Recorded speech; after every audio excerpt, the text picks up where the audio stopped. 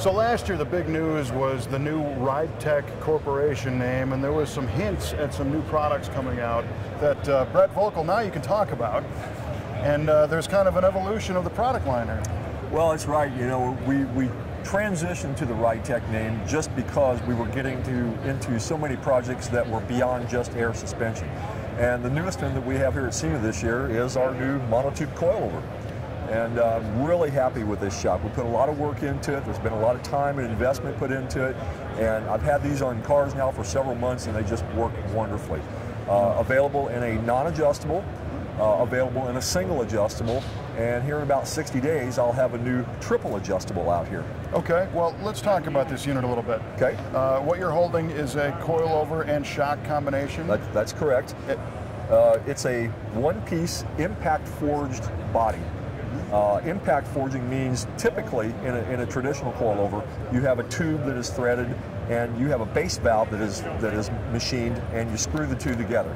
Well, obviously it takes more manufacturing resources to do it that way.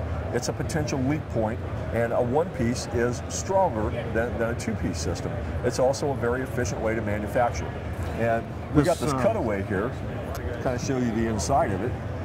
If you run, it's hard to tell obviously on the camera, but if you run your finger in here, this is really nice and smooth, just the way it should be. That is a primary operation, not a secondary operation. That's the way it comes out of the machine. Oh, really? Yes, it does. Teflon seals, like I said, monotube construction, deflective disc valving, extension bump stop, compression bump stop, high precision Kevlar bearings on both ends. But you mentioned this impact forging. That's intriguing to me. What's that all about? Well, an impact forging, it's not really a new process. There's all kinds of that stuff done. But basically, there's this huge machine that probably wouldn't fit in this room. And you load a slug of aluminum in there, and it forces it through a die in a hammering motion, and it spits out a shock body. Wow. And the real magic here is that typically a deep draw like that requires a secondary machining process to accomplish. This doesn't. This is the way it comes out of that machine, and that's the real magic of this particular unit. Now, I mean, being into cars and machines and stuff, this stuff is intriguing to me. I remember seeing an engineering diagram of a soda pop can, and it was forged in a similar manner. Right. And they had to account for the material changing thickness through the process. That's correct. Is that for real? Yes, it is. Wow. Yes, it is. It's amazing you guys get this kind of accuracy. Absolutely. In a one-piece deal. Yep, absolutely. And it's nice and lightweight. It is nice and lightweight. And a couple of reasons for that. We use a Hyperco coil spring, cold wound, high tensile wire, American made. By using a high tensile wire, we can use, for a given load capacity, we can use a thinner wire, which does a couple of things. First of all, it's a little bit lighter. Second of all, you get more travel out of this spring before it binds the coils up. You know, a lot of the offshore springs use just a little bit lower grade of steel. In most cases, still acceptable, but we wanted to do something that was beyond acceptable. We wanted to do the best we could do, and Hyperco is just a wonderful manufacturer of springs right here in Indiana. Right on. Do you know offhand what rate this particular spring is? I do not. I'd have to look here. I believe it is a 200. 200? Yes. And it's the thin wire? Because normally a 200 would be a little bit heavier than that. That's right. That's right. I noticed you've got an interesting clamp here at the bottom. Okay, this is the way obviously you set the ride height on the coilover. And the cool thing about this is it's a forged aluminum piece, which makes it very strong, and you're still able to make it light. But it's got a pinch clamp right here. So when you get done adjusting the height, you tighten this up, it clamps around there, and you don't have a set screw that digs into the threads and ruins the threads for the next adjustment. Right. And the other thing that always happens is that set nut always gets destroyed because when you try and break it loose. Right, exactly. The other cool thing about this is that we've threaded the body all the way down and created clearance here where you can actually spin this unit here off the bottom of the shock. So if you got it, like if the top mount up here is in some inaccessible place and you want to change springs, you don't necessarily have to take the unit all the way out of the car. Loosen it up, spin it off, put your new spring on there, and you're done. That's a great idea. Yep. And tell me about the spherical rod end down here. We use a high precision spherical bearing put in there with a snap ring. Kevlar and Teflon injected so they stay nice and tight and smooth. Okay. You know, they won't get loose, they won't rattle. And you know, when you use an inexpensive bearing like that, over time they'll get loose and they'll rattle, and that's where the reputation for noise comes from. But if you use a nice high precision bearing, it stays tight and actually increases the ride quality. Right on. So this whole thing then is US made? Absolutely. And Absolutely. That's still important, huh? I think it's important. I mean, we live here, so you know, why shouldn't we make things here? Why shouldn't we buy things here? I mean, that's a political issue. We won't get into that. Well, I certainly do think it's important too, but I always like to hear from a manufacturing standpoint that I'm going to assume that this could be done a lot cheaper somewhere else, but that's not what you're all about. Well, you'd have to define cheaper.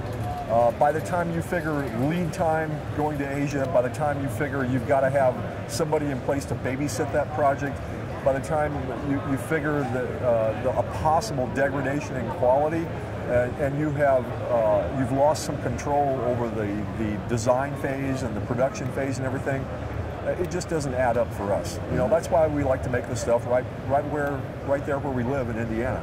It just makes more sense for us. That's fantastic. We all appreciate that. Our cars are built here, for crying out loud. That's right. The muscle cars that we play with. That's right. So then the future, the next iteration would be this bad boy. Yep, this is the new TA. In fact, it's just a prototype. That's why the decal's kind of coming off of it here. Same basic unit, but this is triple adjustable. And triple means that you have the same rebound adjustment up here, but you have two compression adjustments. You have a high speed and a low speed. High speed, I'd probably use the analogy, you would tune the high speed for impact harshness, like over a pothole or a speed bump or something like that. Low speed would be your rolling undulations, like a transition through a corner or you know, something like that. And now, instead of tuning the shock for the track and then retuning it for ride quality, I think you're going to be able to get a really good combination of both there. You can turn the high speed down to minimize your impact harshness. You can turn the low speed up to increase your handling performance.